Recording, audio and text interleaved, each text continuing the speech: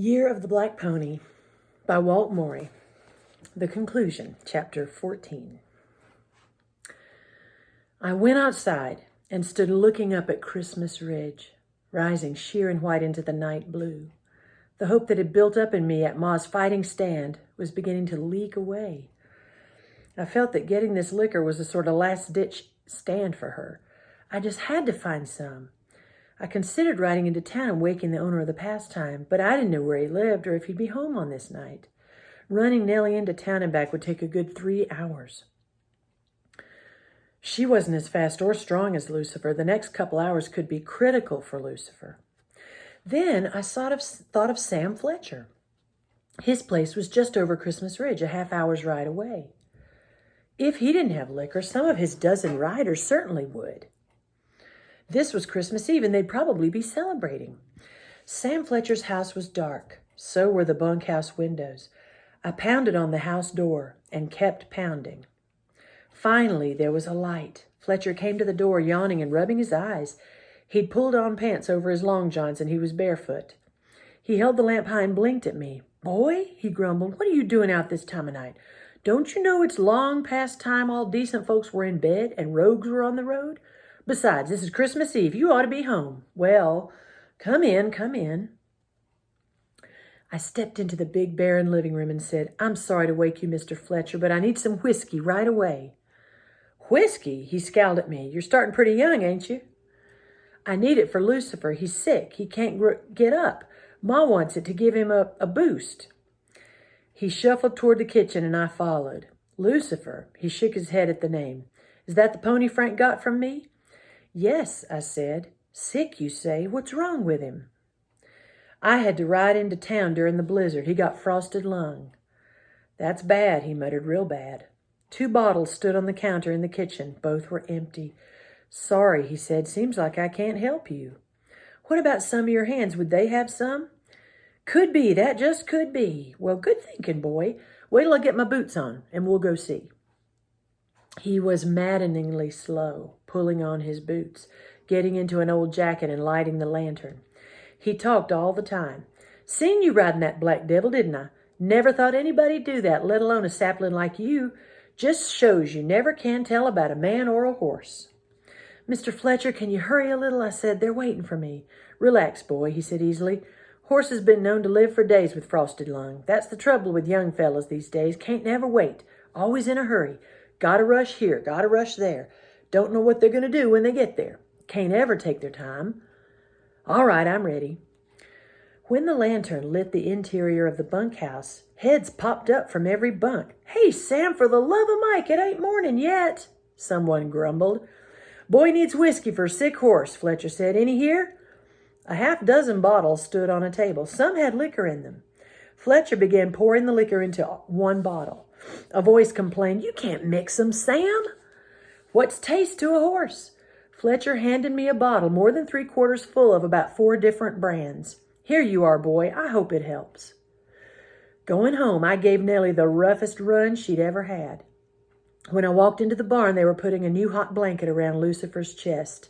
He still lay stretched out flat. I asked, "How is he?" "About the same, I guess," Ma said. "We've got to get him up somehow." "You did find a bottle?" "No, I went to Fletcher's for this." "Well, bless his heart." Ma took the bottle. "Help Frank put the blanket on." She headed for the house. We'd just got it nicely fastened in place and the sacks packed around when Ma returned. She had a different bottle with some kind of dark mixture. Frank asked, "What's that?" "Whiskey and mighty strong coffee." "Coffee?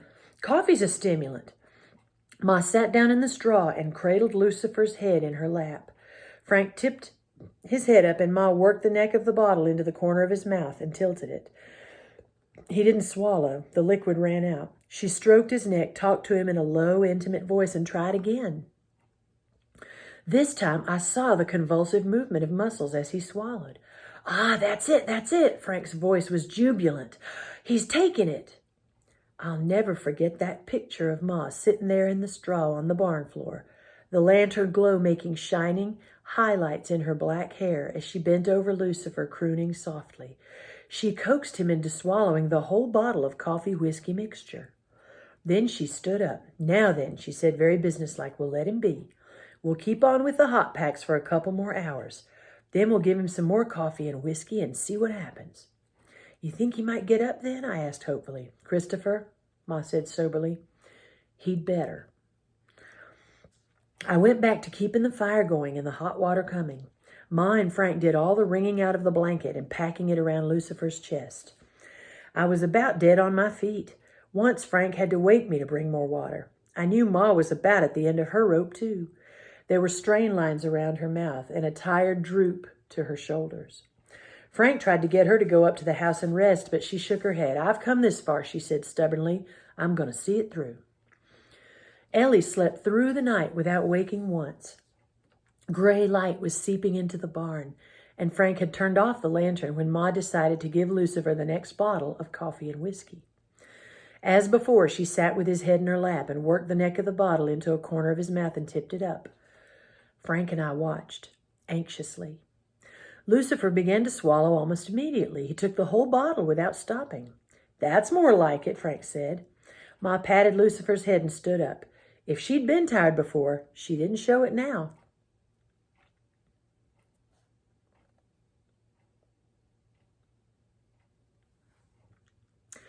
"Now then, let's take the blanket off and try to get him up. Christopher, you get at his head. Frank, you take the rear. We'll try to heave him up like we did before. He's going to need all the help we can give him to make it." We took the sacks off his legs and pushed him over to a lying down position. It seemed to me he helped a little, but maybe that was wishful thinking. Then I got hold of the halter on either side of his head. Frank had his tail, and at Ma's nod we started pulling and lifting and coaxing him with our voices. He didn't seem to help at all, and we accomplished nothing. Then Ma grabbed a whip off the wall and cut him sharply across the back and yelled at him. Startled, he began to scramble. Frank and I pulled and lifted harder than ever. Ma cut him again. The next instant, with an almost human groan, he heaved up onto his feet. He stood, legs braced, head down, trembling. For an instant, I thought he was going to fall. Then his head slowly came up, his ears pricked forward. He turned his head and blew his breath in my face. Ma said, "Lead him around a little." I tugged gently on the halter. He took a step, then another. Very carefully, slowly, I led him in a small circle several times. Then Ma held a carrot under his nose. This time he took it, and his big teeth crunched down. Ma patted him, and there were tears in her eyes. I realized something. You can't dislike an animal or a person after you fought to save his life. "He's going to be all right now, isn't he? He's going to get well?" I asked. "He's going to be fine. It may take a couple of weeks before he's himself again." "This was a big night's work," Frank said. Ma leaned against the stall and pushed the hair wearily from her face. "I'm so tired." Frank put an arm around her. "Come up to the house. I'm going to get breakfast. Then you're going to bed." I watched them walk toward the house, arm in arm.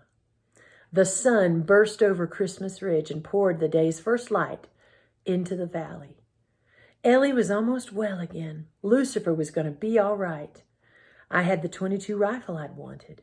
All I needed was the sight of those two people disappearing into the house together. This morning, we'd become a family. It was the most wonderful Christmas day I've ever known. I was so happy, I actually hurt.